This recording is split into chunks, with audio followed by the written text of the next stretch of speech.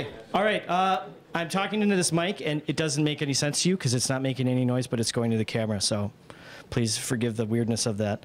My name's John Malone. I'm a developer here at Best Buy, a Ruby developer here at Best Buy.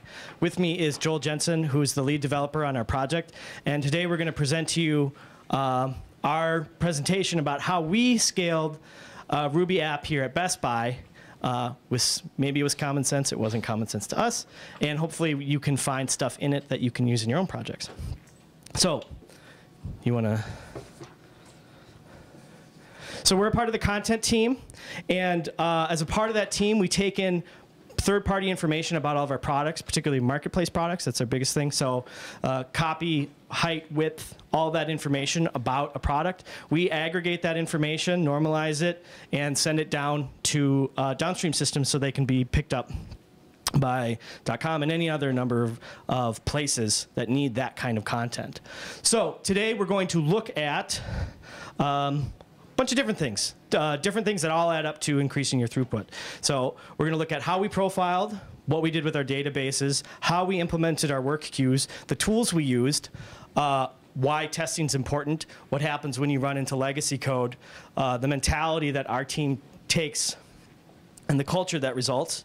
Then the particulars of how we scaled the problems that we were having with our system. So. This is our application. You can tell by the totally vanilla Twitter bootstrap that it was designed by server-side developers. And it's internal, so there's nothing fancy to it. But hey, Twitter bootstrap just works, and we don't need to think about it. So, so here's our app, and you can see we're listing all these SKUs and UPCs, and it's basically a lot of data, and these are really the only keys that matter. And when we do searches for it, we do it by UPC, SKU, or mid. There's really nothing else to it. So we take in content, and then people who are using our app want to know where that content lives and if it's been sent downstream. And we use Ruby because Ruby's fun and awesome. So here's an example. Here's a basic diagram of what we do. We take in content from N service providers via an API. We ingest it, we take it, make copies of it, download images. We validate that stuff, so hey, nope, this product doesn't have a front image, so it gets rejected. We do transformations on it, so LG Ericsson becomes LG, that kind of stuff, following business rules. We allow management, which that's misspelled in our wiki. We'll fix that. We store it, obviously, and then we deliver it to downstream systems, so. And then after profiling, we'll hand it off to you. So you cannot measure, if you can't measure a thing, you can't measure improvement. So profiling is hugely, hugely important if you're going to do kind of sophisticated development of any type. We went, because we're, quote, enterprise, we get some access to dough that not a lot of projects have. So we went with New Relic. Now, how many people here have used New Relic before or used? Do you guys like it? Do you still use it? Yeah, more or less. I think New Relic is worth its weight in gold for the information that it's given us. So here's a screenshot of us running a stress test on one of our systems. And here we can see we've got the CPU pegged pretty high, memory's okay, a lot of network I/O. And then further down here we see all the processes that are running. So if you want to scale, you need to find out where your pain points are. And without proper profiling, you don't know, so it's all just guesswork.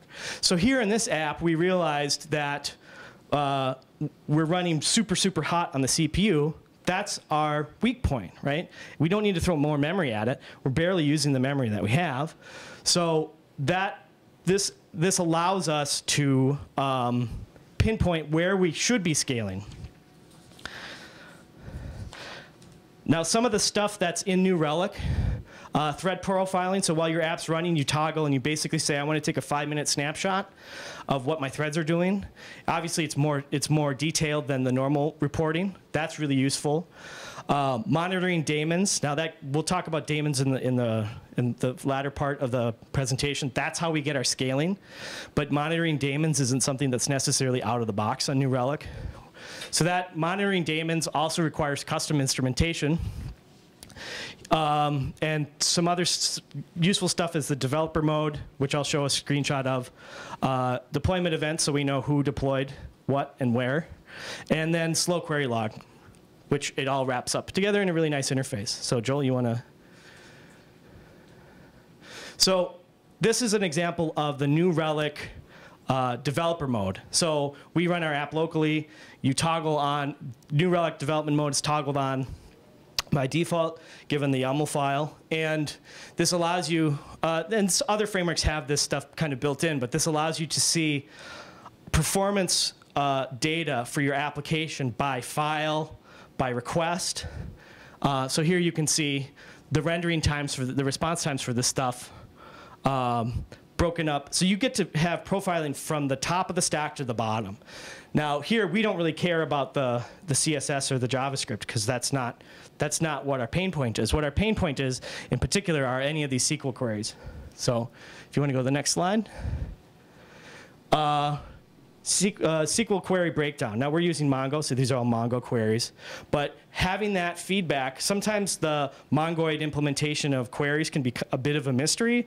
Here you get to see raw queries and the execution times. So this was crucial for us to figure out. We don't need to optimize all of our queries. We only need to optimize the 5% of them that run over 2 seconds. So super, super valuable. I'm not sure if you get this in the free version. You might very well, but it all runs locally. I'll hand it over to Joel. Okay, part of what we did in part of this project, one of the hardest parts of the project was actually choosing the right tool set to start with. We had a task of lots and lots and lots of data. We didn't have, it was poorly structured. We have different structures coming in from different providers, and we have to essentially unify it, make, if you get 5 different versions of descriptions about a product, make one, make sure it's right, and send it on its way. Make it quick, make it easy to edit, make it foolproof essentially. So we had to choose data, we had to choose our tools because we're going to have to live with them. And so what we did was we evaluated a whole bunch of different databases, and based on the criteria we were choosing primarily was the databases that our developers had actually used, the databases with drivers that are present in the languages we like to use, and databases that are present that have drivers in all the languages. Part of our the organization of how we're doing things is it's a federation of small, tiny micro operations. So we have a process that, for instance, we'll download something, we'll ingest it, we'll slice something.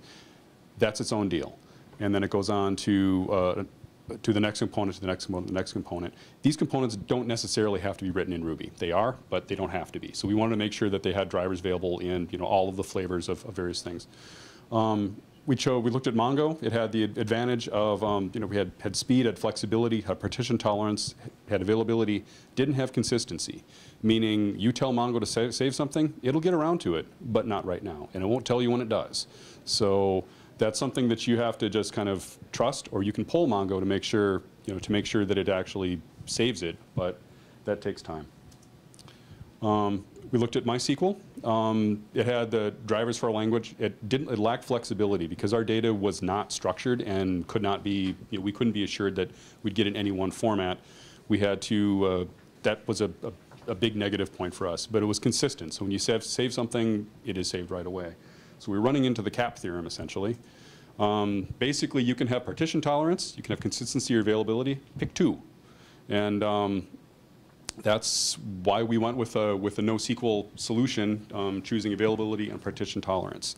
But then we had to structure our process to give us consistency by default.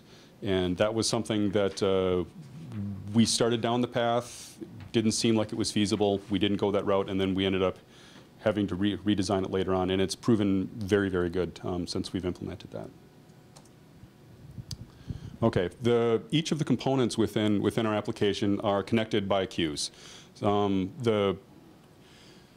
Queues we looked at were Theorem queue, which is wicked fast. I mean, if you look at the doc, it's 10 times faster than the closest competitor.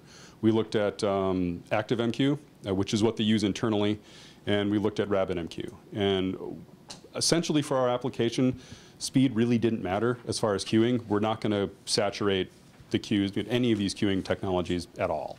What really was the big selling point for us was UI, ease of use, and availability of drivers. So for that reason, we went with Rabbit. It's got a bone simple setup. It's got a great UI. So if you need something's wrong with your queues, you want to see what the messages are, you can just query it. You can look at it. It's very, very easy. That's not present at all in ZeroMQ. And ActiveMQ, the configuration file was probably 100 pages long when you typed it out. I mean, you just don't want to go there. So if you have to, great. But for our needs, we didn't. So. I'll take that. Sure, go for it. All right, so that's our basic stack and the tools we use. So this kind of scaling is basically impossible without server provisioning by something like Chef, right? Because if you need to auto provision servers, you need something that's going to build your server up. So for us, having Chef script all of our deployments of all of our databases, all of our work queues, that made this type of scaling possible. So I highly recommend it. Most of you are familiar with Chef, I'm sure. Highly recommend you look into using Chef to script all your deployments because it makes it one-click deploy, similar to Capistrano, but a little more sophisticated. If you're not using Chef or something like it, you're doing it wrong. So we had our tools, this being the most important of the tools. Joel, you want to hit the next slide here? So testing. Can I ask a question? Yeah, please. So you talked about different tools that you were deciding on, and you said you just went with Chef. Did you consider other ones, or was it? We use Capistrano for one of the legacy portions of it. Okay. I had experience with Puppet, but internally here they use Chef, so we went with what internally they use for you. And I'm happy with it. It's way easier. It does a lot more. And we want to play nice with our ops guys, because there's ops guys here. So we always, we kind of come begging and say, oh, are we allowed? So we have a good dialogue about what Chef should and shouldn't do with our ops team, because eventually, as our application grows more sophisticated, they're going to handle all of the DevOps stuff that we're doing now. So using something totally dissimilar wouldn't make any sense from the handover perspective. Okay. So. We chose Chef like 2.5 or 3 years ago when we went all in on it, so it's kind of. Yeah. So part of this, the kind of refactoring that we're doing, that we'll get to eventually, this is all prefacing some of the gory details, testing. Now, most of us are Ruby devs here. Testing is just pounded into your brain, right? That's what you do. You test, test-driven development, write your tests first. For us, we had unit tests, but we were finding, and yeah, you have unit tests, de facto. But for us, the most important stuff, given the sausage factory of our component system, was integration end-to-end testing. Because there may be individual components that, yes, by unit they were testing properly, but it becomes the death of 1,000 cuts when you have a 7-component chain. So our integration tests had to be absolutely rock solid. And we have to automate huge batches, right? Because our normal load is a lot of data, not a little bit. So you can't run through one product in your tests, in your integration tests. You need to pound that thing with, however many products you expect to get in a day, or for whatever, you need a big number to test how strong your stuff is.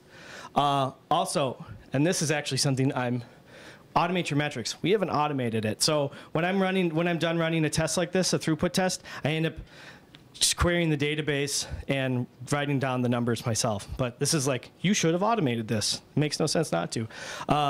Because you need to be able to say we increased throughput by 30% or 50% or whatever it is, and measure those gains across time. Because who knows, maybe you do stuff and you lose performance.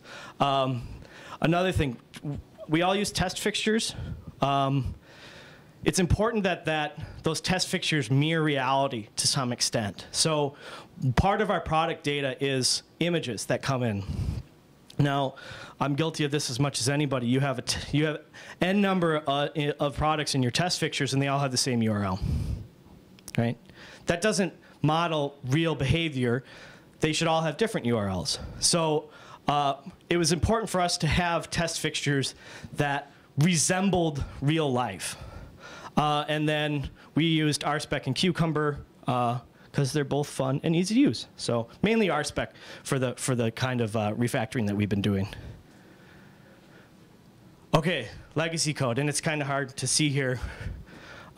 Define true, 0, define false, 1, right? You just throw that, define that. You can do it in JavaScript too, it's really fun. You'll really piss people off, and it's fun, because that's what legacy code does, is it pisses people off. The one thing that I wanted to say about legacy code is I think far too often we as developers make the mistake of assuming that everything came before us was done by morons, right? You find a problem, you're like, oh, these morons, what mouth-breathing jerks who are making my life difficult.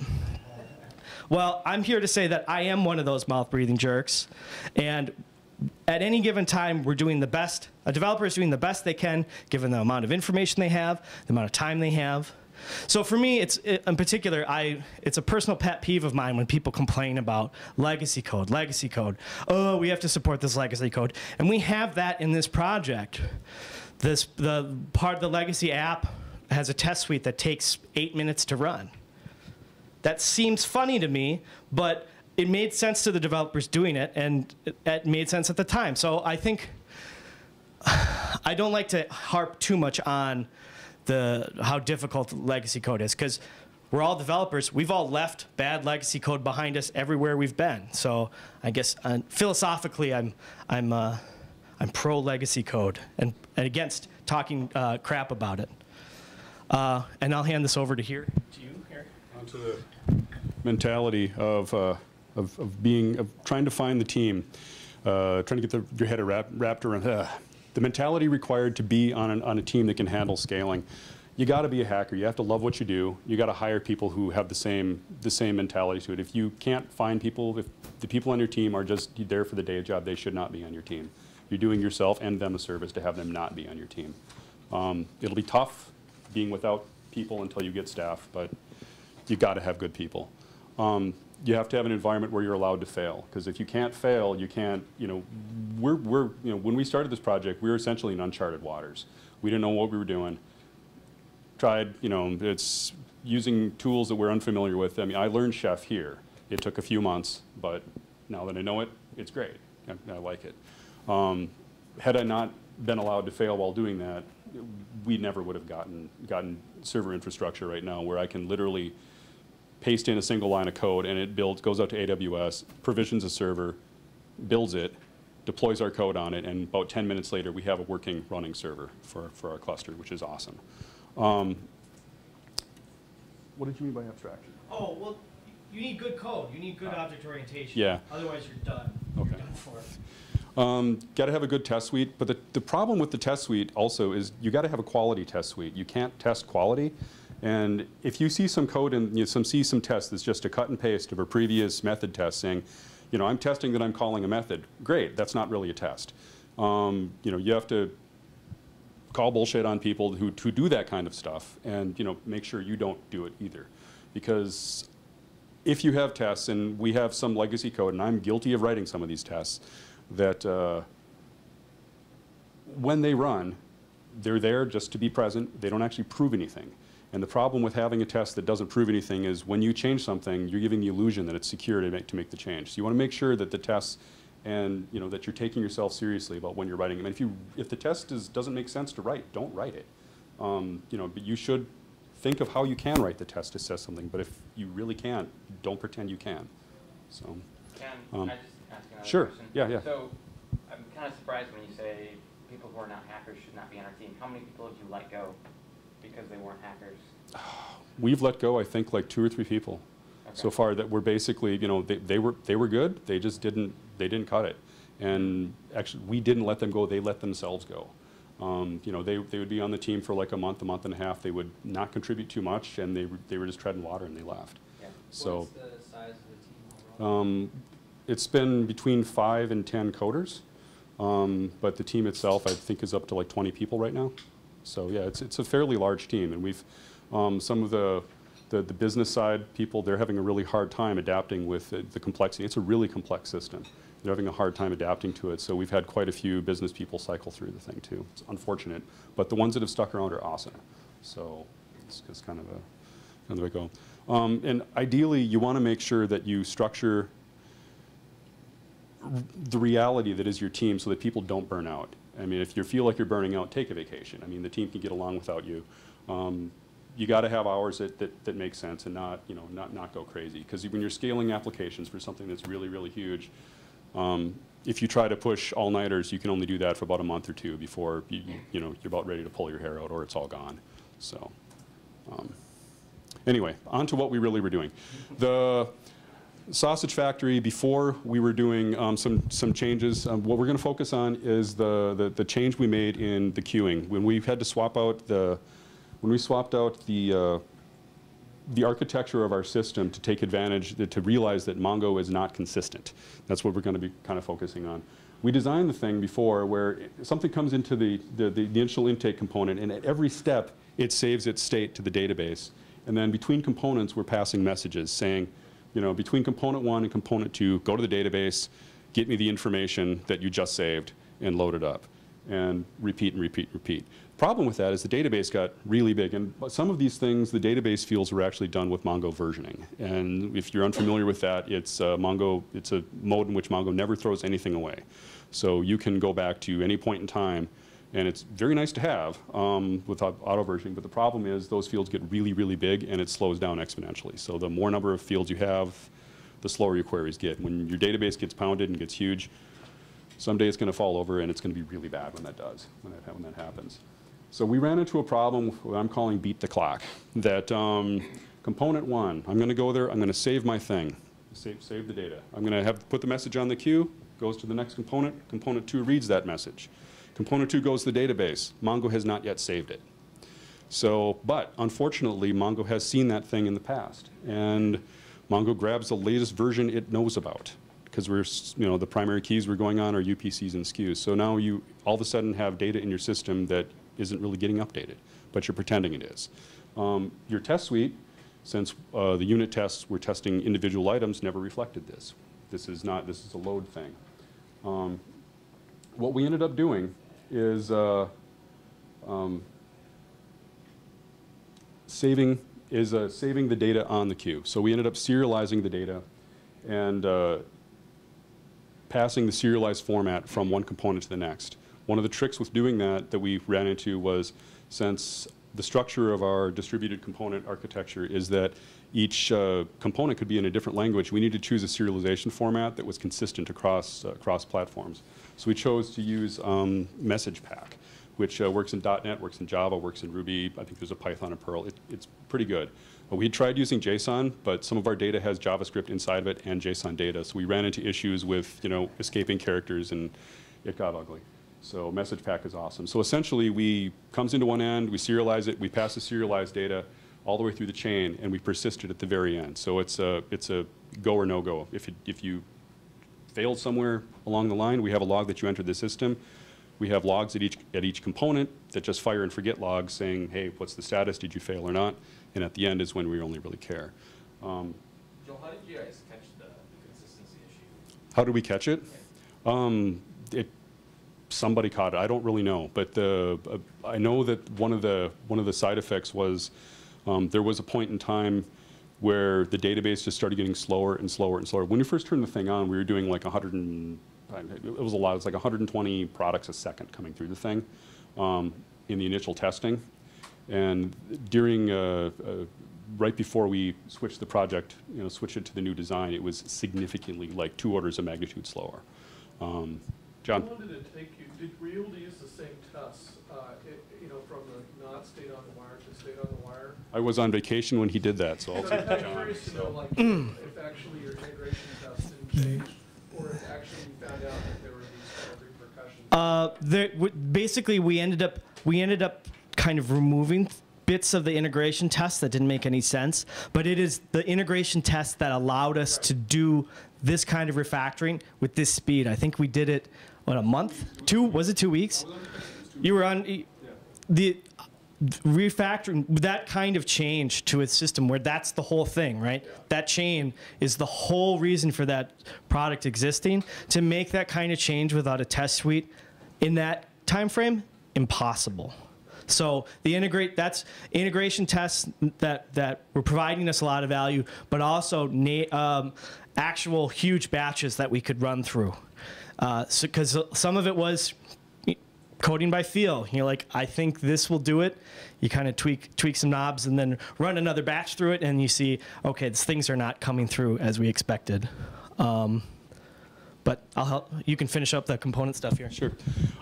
So yeah, by doing this, we were able to minimize the database writes. So in that big chain, we'll get to that in one of the next slides. And we also actually read the documentation more thoroughly in using the underlying thing to spin up our components, the daemons gem, which is I chose to use daemons initially on the project, which is it's what Thin and Mongrel both use, I believe, in their underlying. When they spin up processes, it's the thing that manages the processes for that. And I figured if it's good enough for web servers, that's probably good enough for us for managing processes. And I think the next slide. So anyway, so cutting out, before we were writing at every step of the way to the database. We've cut basically 3 database writes out, and we're just essentially logging at each point, fire and forget logging. The throughput for the system dramatically increased. I mean, I don't know. There you go. 60% increase in throughput, and the database had 90% decrease in I/O, which was awesome. That enables us to spin up a lot more instances to talk to the same database instance. We don't have to scale the database near as much. And then the database size, by getting rid of the duplicate records that we never looked at, decreased dramatically, also making our database be able to scale a lot longer than we were able to before. I'll take over here. So after seeing these gains after refactoring, we're like, awesome, more, pour gas on a fire, right? So if you get anything out of this talk, this is it. Okay, I didn't make this, but ec2instances.info. If you've ever looked at pricing information on AWS instances, the details of the instance and the price of the instance are on separate pages. You can't compare them. So I was going back and forth realizing, well, I'm trying to thread the needle and totally optimize for the kind of stuff that we needed to optimize on, and I had to keep flipping back and forth between pages. Shame on you, Amazon. Shame on you. But this aggregates all that stuff. It shows you all the information you need and nothing else. So, and it's sortable. So yeah, ec2instances.info. What do we choose? Well, we'll get into that, right? So we looked first at vertical scaling, which is scaling up that one machine that you're on, as opposed to horizontal scaling. You want to start with vertical scaling, and then if you get to horizontal scaling, because horizontal scaling is more expensive. If you get to horizontal scaling, that's a good problem to have. That's a Twitter problem. That's a Facebook problem. So to start with, we were running all that. Basically, we were running 2 machines, one that was doing the ingestion, and then another machine that had that intake queue on it. So we're running 2 Amazon instances of that stuff. So before we could even fathom changing the levers on AWS instances, we needed to have the solid profiling.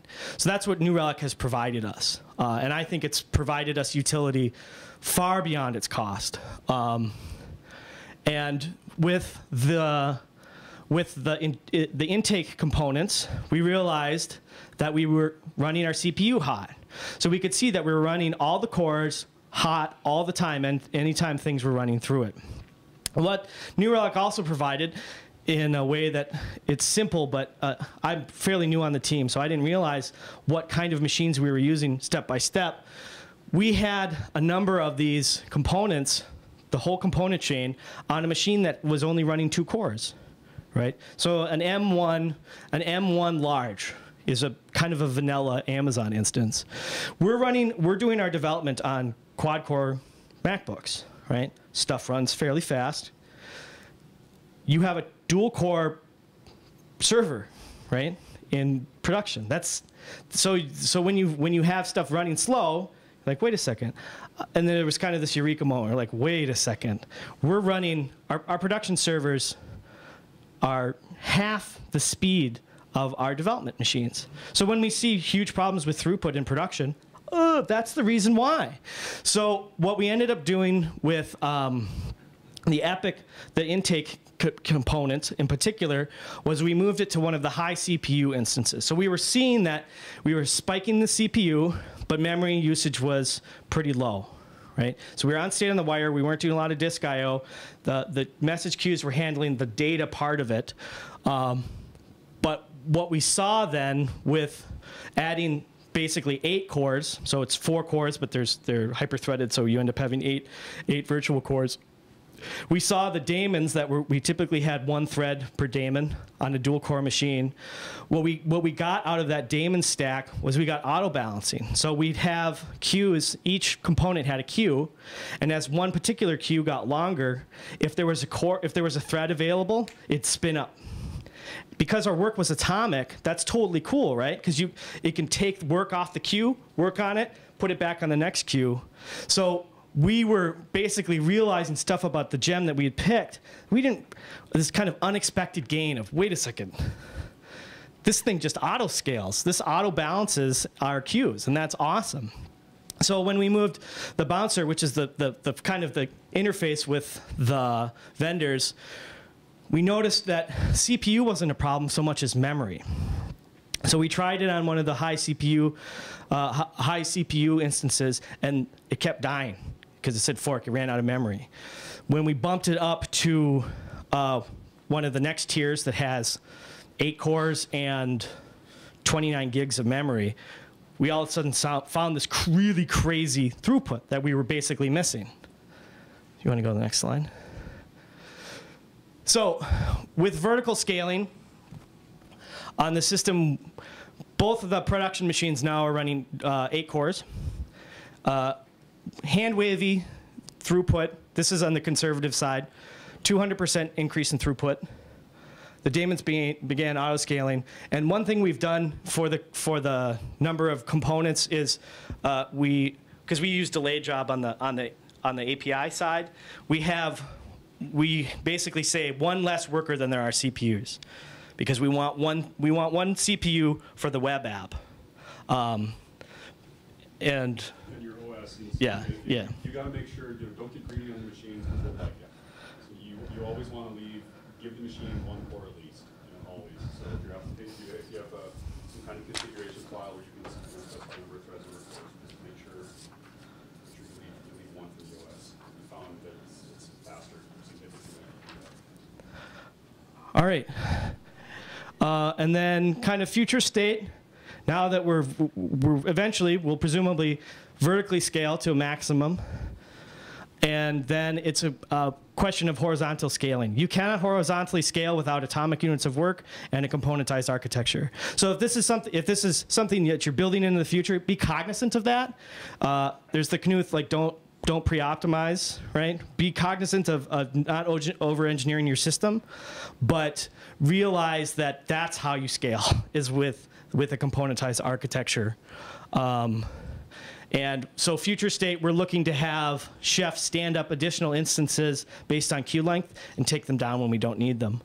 Now, one of the nice things coming out in Rails 4 is they're building in their own worker queues. So you kind of get it for free by using Rails. They use Redis or other implementations, but that's good to see, because that's really the future of web development. How do you make something scale, right? However, the application we're using internally is not Rails. It's a straight up Ruby application. For now. For one of the components. For now. Okay. And one of the other components is Rails. So the lessons learned. I'll hand it back to Joel. Is this you? That's me. Oh, cool. Okay. I wanted to put funny pictures in. So Okay. You can't improve what you can't measure. So if you just, I guess it says it for itself. You got to have good monitoring software, and you got to make sure you're actually set up for alerts. We had an issue recently where the monitoring software went off, and unfortunately, I think John was the only guy who had actually signed up for alerts. So, but I fixed it. But he fixed it, so that's cool. Don't ask for permission. Goes without saying, because, you know, if you, yeah. Your business people aren't going to tell you, oh, we need a 300% improvement in throughput. But Yeah. when you tell them you get that, their eyes get huge. And they're like, whoa, you gave us that? And we're like, Yeah. hell yeah, we gave you that.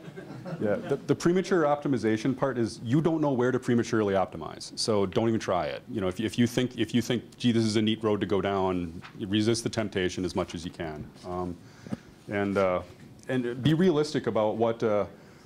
Be realistic about when your biz people come to you and say we need 1 million products a day or something like that. It's 12 ops per second, but how long is your day? Is it 24 hours? Really? You've got downtime for log rotation. You've got downtime for for other background processes. So a day really is 24 hours minus something. So when you're factoring that into your estimates, be cognizant of that too, because overpromising is way worse than underdelivering. So,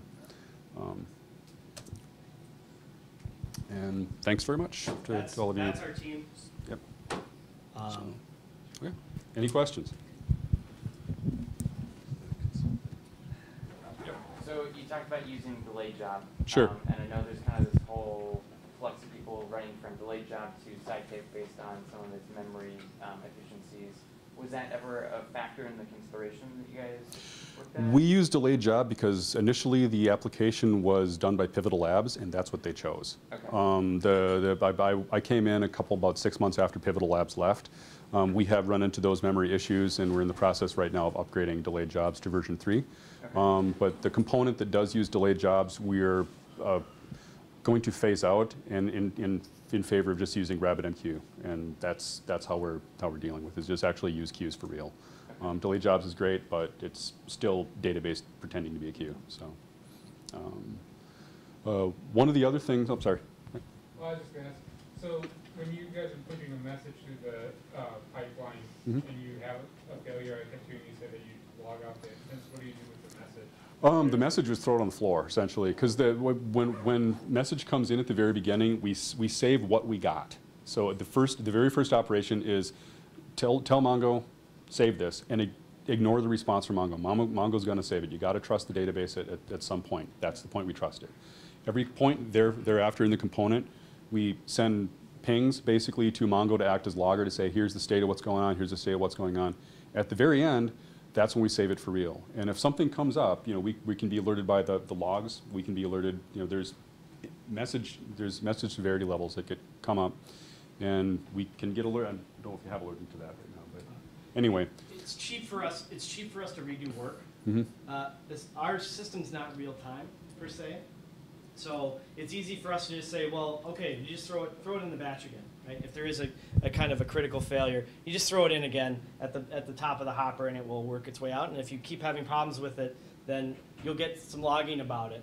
But if we were to persist the state, then that's what the position we were in the first place, was we were just persisting the state, and it didn't bias it. Yeah, I mean the end take on this is the system we have is replacing a system that. I mean, it took days to get stuff through the system and get content through the system, and now it happens, in minutes. I mean, just from the point of ingestion until it's ready to be previewed on the site. And if someone were to actually be ready to approve something in our workflow, right now the workflow is the bottleneck. Wait, is that the thing you guys are working on? Pardon? That's really cool. That's what we're doing. That was a major pain point. So Okay. we have to be a little coy about our actual numbers because it's specifying our enterprising.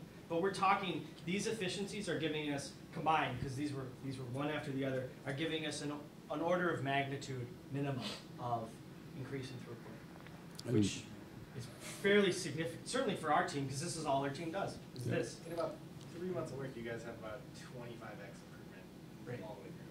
Huge gains. Sometimes for the price of a checkbox. Like literally just switching EC2 type. Yeah, and switching, you've heard the old anecdote about the engineer, the industrial engineer who's paid $1,000 an hour, get the piece of chalk, and they say, well, and he puts an X on the machine. He's like, that's your problem. He's like, well, why are we paying you $1,000 an hour? He's like, well, you're paying 5 cents for the chalk. You're paying the rest, because I can't do the math, for me knowing where to put the mark. So I think that's the kind of situation we're at, is there's low-hanging fruit, but you have to know where it is, right? Because otherwise, if there's no profiling, you're just blind. So, any other questions? Okay, I'm going to be evangelist about one other thing. One of the things that's really helped our team be able to speed up is we use pair programming when we can. I mean, we try to use it as much as possible. When you start working on something, you should be pairing with somebody for the first couple minutes to get your head wrapped around it, just about bouncing ideas off of another person. If you continue to pair, great. If you don't, great. You know, but start out, keep yourself honest, keep yourself rational about what you're doing. Learn how to use remote pair programming tools. There's something called tmux. Find out what it is. It's awesome. It's essentially it's a shell multiplexer. So you install tmux on a server out at EC2, and you run into a problem. Say it's a Saturday, you get an alert. I don't know what the heck's going on. I can call John up. John can hop on the same SSH to the same EC2 instance, hop on tmux. It's a shared session. He types, I see it. I type, he sees it. So us two can share the same session. And if I get cut off, like I'm driving down, my wife's driving, I'm in Winnebago, I'm going to Iowa, and cell phone connection dies, the tmux connection stays live. So when I get to the next rest stop and I can actually, get back online somehow, I can connect up to the server. There's also a plugin for Eclipse that lets you, I haven't used this, but if for Java guys, take a look at it. I mean, maybe you might do good. There's a plugin for Eclipse where you can have two guys share the same Eclipse session, and you can do that remote pair programming, which is awesome. So, you got a question? Yeah.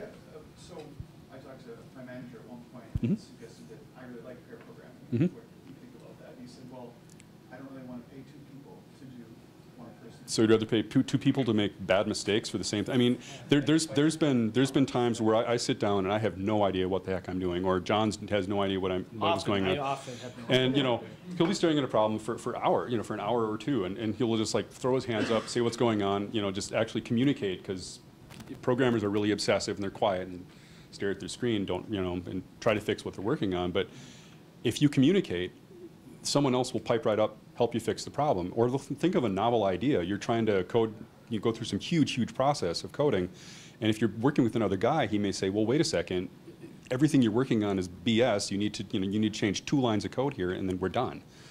That has happened a lot of times, and a lot of times when I've been coding, and this is all anecdotal, but when I've been coding and not pair programming, I work for 4 hours and I'll meet up with some guy, one of my coworkers, and we'll solve the problem just talking it over in 10 or 15 minutes. And I'm thinking, well, okay, yeah, we're chatty when we're pairing, or if we're really heads down, it's exhausting. You get 2 guys that are keeping each one keeping the other guy on task.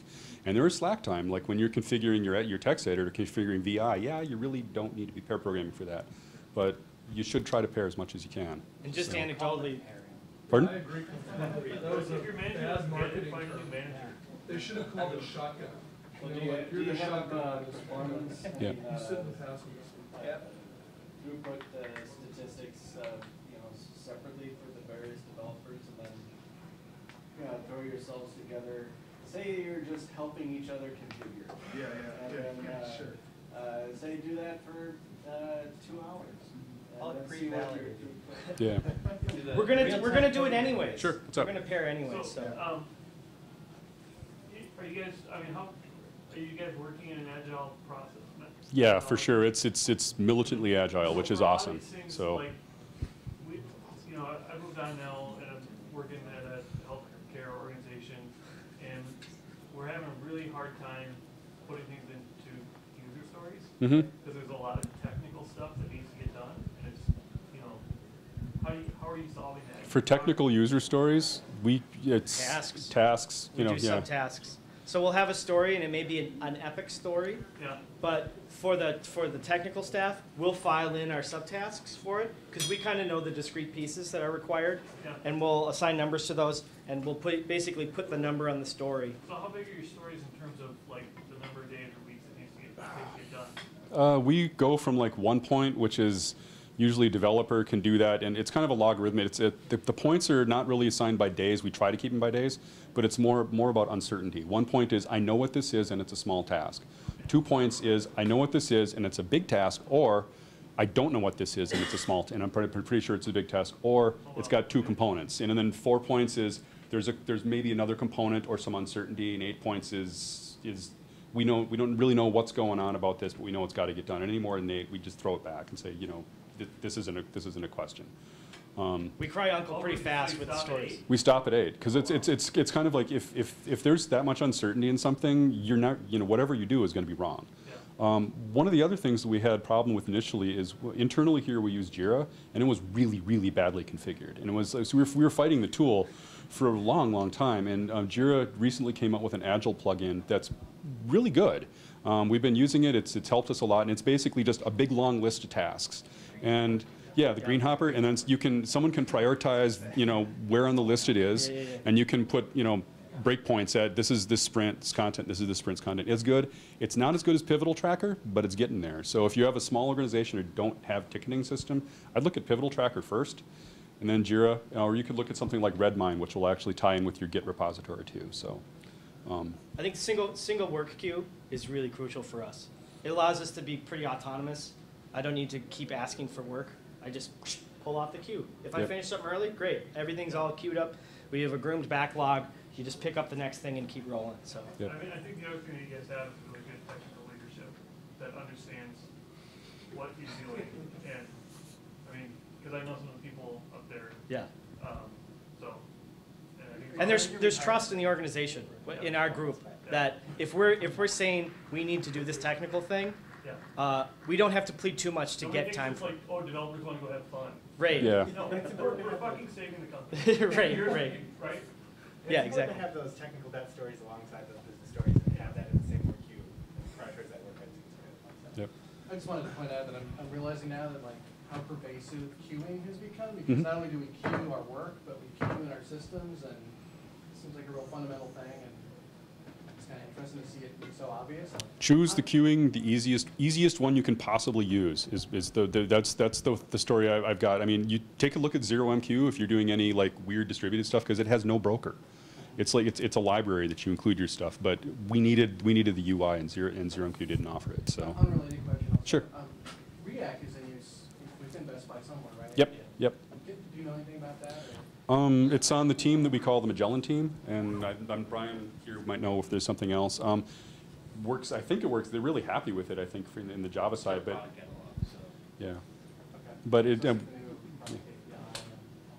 But the good thing is our systems are so decoupled that we're allowed to do our own stuff and they can do their stuff. We evaluated React as a potential data store, but it didn't have the drivers for Ruby, and most of the developers on the team were Ruby, were Ruby devs at the time, and we're like, oh, okay, it doesn't have the drivers we need, and it was kind of pokey for that. So we could have tried JRuby, but the stack wasn't ready for it at that time. So. Cool. Well, thank you guys for coming out and Thank you. listening to us babble.